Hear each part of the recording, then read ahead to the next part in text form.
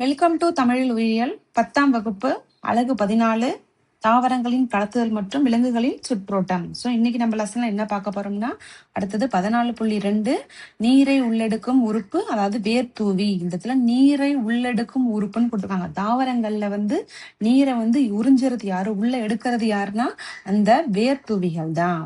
ஓகேவா? ஒரு தாவரத்துல பாத்தீங்கன்னா அந்த வேர் நுனியில அவ்வளோ வேர்த்தூவிகள் இருக்கும். இந்த வேர்த்தூவிகளோட மெயின் வேலையே என்ன, வேரோட பணியே என்ன, மண்ணுல இருந்து நீரையும் கனிம உப்புகளையும் உறிஞ்சுறது தான் அதோட வேலையே. அப்ப அந்த வேர்ல இருந்து வரக்கூடிய அந்த வேர் நீட்சிகள் எல்லாத்தையுமே நம்ம என்ன சொல்றோம்னா வேர்த்தூவிகள் அப்படின்னு சொல்றோம்.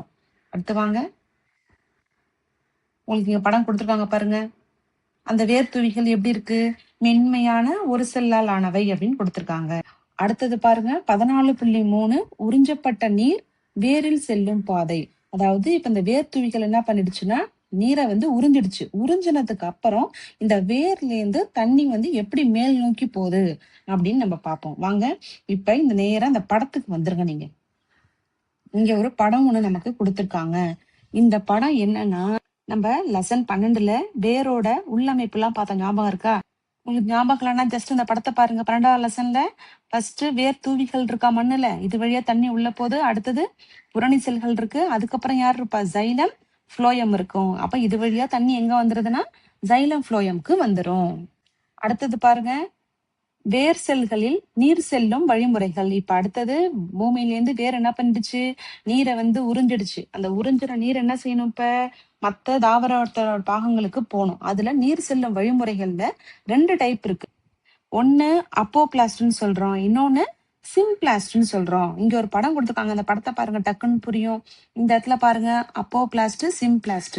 அப்போபிளாஸ்ட்ங்கிறது பார்த்தோம்னா நமக்கு உள்ள அந்த புரணி செல்கள் படிச்சோம் இல்லையா, புரணி செல்கள் எப்படி இருந்துச்சு, இந்த மாதிரி ரவுண்ட் ரவுண்டா நிறைய அப்படி இருந்துச்சா. நம்ம கொடுத்துருக்கிறது புரணி செல்கள். ஓகேவா? அந்த படம் இந்த 12ஆம் லெசன் தான் நீ ஞாபகம் வச்சுக்கணும். ஏன்னா அங்கதான் நம்ம வேரோட உள்ளமைப்பு பார்த்தோம். இந்த புரணி செல்களுக்கு இடையில உள்ள இடைவெளி மூலமா, பாருங்க, செல்லுக்குள்ள போகாம இந்த மாதிரி இடைவெளிகள் இருக்கு இல்லையா, அந்த இடைவெளி மூலமா தண்ணி போச்சுன்னா அது அப்போபிளாஸ்ட்னு சொல்லுவோம். அதுவே சிம்பிளாஸ்ட்னா இந்த செல்லை கடந்து ஒரு செல்லையும் தொலைச்சிட்டு இப்படி போச்சுன்னா அதான் என்ன சொல்லுவோம்னா சிம்பிளாஸ்ட் அப்படின்னு சொல்லுவோம். அடுத்தது பாருங்க, நீராவி போக்கு அப்படின்னா தாவரங்கள்ல இருந்து, தாவர பாகமான இலைகள்ல இருந்து நீர் வெளியேறதான் என்ன சொல்லுவோம்னா நீராவி போக்கு அப்படின்னு சொல்லுவோம். அப்ப இலையோட புறத்தோல் துளை வழியாக நீரானது ஆவியா வெளில போறதுக்கு பேர் தான் நீராவி போக்கு அப்படின்னு சொல்றோம். அதுல ஒவ்வொரு இலைத்துளையும் 2 காப்பு செல்களால் ஆனது. காப்பு செல்கள் அப்படின்னா என்னன்னா, கீழே படம் கொடுத்துருக்காங்க, வாங்க பார்க்கலாம். இங்க காப்பு செல்கள்னா இருக்கு பாருங்க, இந்த இடத்துல ஒரு பீன்ஸ் மாதிரி இருக்கு, இந்த இடத்துல ஒரு பீன்ஸ் மாதிரி இருக்கா, இது ரெண்டும் தான் என்னன்னு சொல்லுவோம்னா காப்பு செல்கள் அப்படின்னு சொல்லுவாங்க. எத்தனை காப்பு செல்களால் ஆக்கப்பட்டிருக்குன்னா 2 காப்பு செல்களால் ஆக்கப்பட்டிருக்கு. அடுத்தது வாங்க, இலைத்துளையானது பகலில் திறந்தும் இரவில் மூடியும் காணப்படுகிறது. பகல் நேரத்துல அந்த ஸ்டொமேட்டாங்கிறது திறந்திருக்கு, நைட் டைம்ல மூடி இருக்கு. ஏன்னா பகல் டைம்ல தான் சூரியன் இருக்கும், அதனால சூரிய வெளிச்சத்தை வாங்கி உணவு தயாரிக்கிறதுக்காக அது ஓப்பன்ல இருக்கும். நைட் டைம்ல சூரியன் போனது என்ன செஞ்சுக்கும், அந்த ஸ்டொமேட்டாங்கிறது மூடிக்கும். ஓகேவா? அடுத்தது, இந்த இலைத்துளையின் செயல்பாடானது காப்பு செல்களின் விரைப்பழுத்த மாறுபாடுகளால் நடைபெறுகிறது. பகலில் காப்பு செல்களுக்கு அருகில் உள்ள செல்களில் இருந்து நீர் புகுவதால் விரைப்புத்தன்மை அடைகிறது.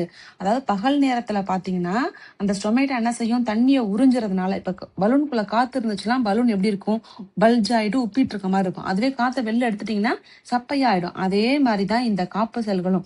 நீர் இருக்கும் போது பாத்தீங்கன்னா விரைப்பு தன்மையோட இருக்கும், நீர் இல்லாதப்ப பாத்தீங்கன்னா என்ன செஞ்சிடும், சப்பையா ஆயிடும். அதான் அங்க சொல்றாங்க. அடுத்தது, இதனால் இலைத்துளை திறந்து கொள்கின்றன. இரவில் காப்பு செல்களை விட்டு நீர் வெளியேறுவதால் விரைப்பழுத்தம் குறைந்து காணப்படுகிறது. இந்த இடத்துல இந்த பாயிண்ட் நான் அண்டர்லைன் பண்றேன் பாருங்க. இந்த இடத்துல பாருங்க, பகலில் காப்பு செல்களுக்கு அருகில் உள்ள செல்களில் இருந்து நீர் புகுவதால் விரைப்புத்தன்மை அடைகிறது. காப்பு செல்குள்ள தண்ணி இருந்துச்சுன்னா விரைப்புத்தன்மை இருக்கும்.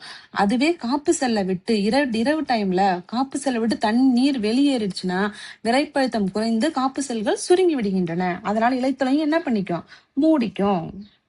அடுத்தது வாங்க, நீராவி போக்கின் காரணமாக இலையிடை திசுவில் இருந்து நீரானது இலைத்துளை வழியாக வெளியேறுவதால் நீரின் செறிவு இலையிடை திசுவில் குறைகிறது. இதனால் சவ்வூடு பரவல் மூலம் ஜைலத்திலிருந்து நீரானது மீண்டும் இலையிடை திசுகளுக்கு செல்கிறது. இந்த வேறுபாட்டின் காரணமாக இலையில் ஒரு இழுவிசை உண்டாகிறது. அந்த என்ன இழுவிசைனா அதுதான் நீராவி போக்கு இழுவிசை. இந்த இழுவிசை இல்லைன்னா தண்ணி என்ன பண்ணாது, இலையில உள்ள தண்ணி ஆவியாயிட்டு மேல போகாது. இந்த இழுவிசை இல்லைன்னா வேறாலையும் என்ன பண்ண முடியாது, தண்ணியை உறிஞ்சி மேல் நோக்கி அனுப்ப முடியாது. அடுத்த லைன் பாருங்க. இந்த இழுவிசை வேர்வரை கடத்தப்படுவதால் வேர்த்தூவியின் மூலம் மீண்டும் மீண்டும் நீர் மண்ணிலிருந்து உறிஞ்சப்பட்டு தொடர்ச்சியாக இலைகளுக்கு செல்கிறது. அதாவது கீழே இருந்து தண்ணியை என்ன பண்ணுது, வேறு உறிஞ்சி எடுக்க எடுக்க அதை இலைகள் என்ன பண்ணுது, ஆவியா மேல அனுப்பிட்டே இருக்கு. ஒருவேளை உறிஞ்சுற தண்ணி மேல ஆவியா போகல அப்படின்னா வேர்களால என்ன பண்ண முடியாது, தொடர்ந்து நீரை உறிஞ்ச முடியாது. ஓகேவா? அப்ப அந்த இழுவிசை மூலமா தண்ணியை இழுத்து இலைகள் என்ன பண்ணுது, மேல அனுப்பிக்கிட்டே இருக்கு. இலை அனுப்பலைன்னா வேறால தண்ணிய உறிஞ்ச முடியாது.